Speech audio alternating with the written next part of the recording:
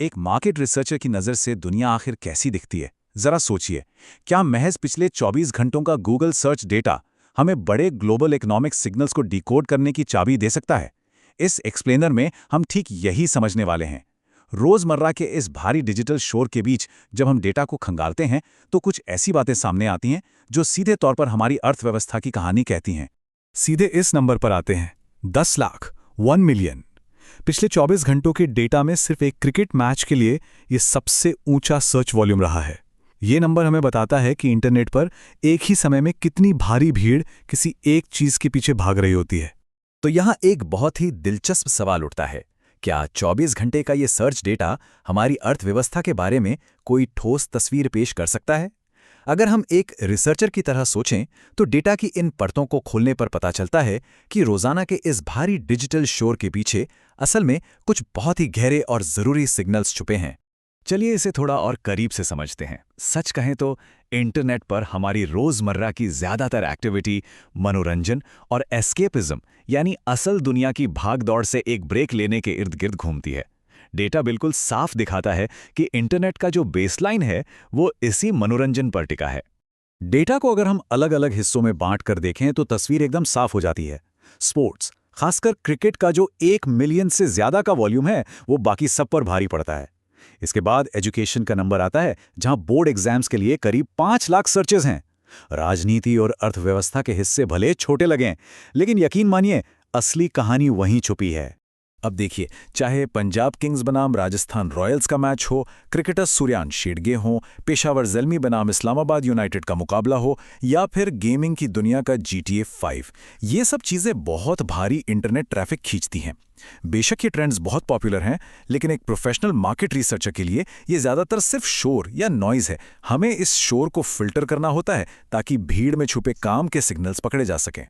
तो मनोरंजन के इस शोर को थोड़ा किनारे करते हैं और समाज के बुनियादी ढांचे की तरफ बढ़ते हैं। इसे हम सिविक और एजुकेशन पल्स कह सकते हैं। यहाँ हमें असल में पता चलता है कि क्षेत्रीय स्तर पर लोग डिजिटल रूप से कितने एक्टिव हो रहे हैं। अब जो बात वाकई दिलचस्प है वो ये कि एजुकेशन बोर्ड के रिजल्ट्स कैसे एक पूरे क्षेत्र को इंटरनेट पर मोबिलाइज कर देते हैं। उदाहरण के लिए छत्तीसगढ़ बोर्ड रिजल्ट्स के लिए 3 लाख से ज्यादा सर्चेज और तेलंगाना के लिए 2 लाख से ज्यादा। इसका मतलब है कि जब किसी राज्य में कोई बड़ी शैक्षणिक हलचल होती है तो वहां की एक बहुत बड़ी आबादी एक ही वक्त पर ऑनलाइन आ जाती है। बिल्कुल ऐसी ही हलचल राजनीतिक विषयों पर भी नजर आती है, चाहे वो संजय सिंह से जुड़ी खबरें हों, वेस्ट बंगाल इलेक्शंस के एग्जिट पोल्स हों या तमिलिसई सौंदरराजन के बारे में जानकारी जुटाना हो। ये सर्चेस साफ बताते हैं कि नागरिक मुद्दों को लेकर लोगों में कितनी दिलचस्पी है। और हाँ, एक रिसर्चर के तौर पर यहाँ हमारा मकसद किसी विचारधारा का समर्थन करना बिल्कुल नहीं है, बल्कि सिर्फ इन निष्पक्ष आंकड़ों को देखना है जो बताते हैं कि क्षेत्रीय जनता का ध्यान आखिर है कहाँ।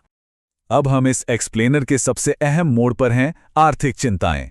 ये वो सिग्नल्स हैं जो अक्सर क्रिकेट और एंटरटेनमेंट के शोर में दब जाते हैं, लेकिन ग्लोबल मार्केट और अर्थव्यवस्था के लिए इनका महत्व सबसे बड़ा होता है।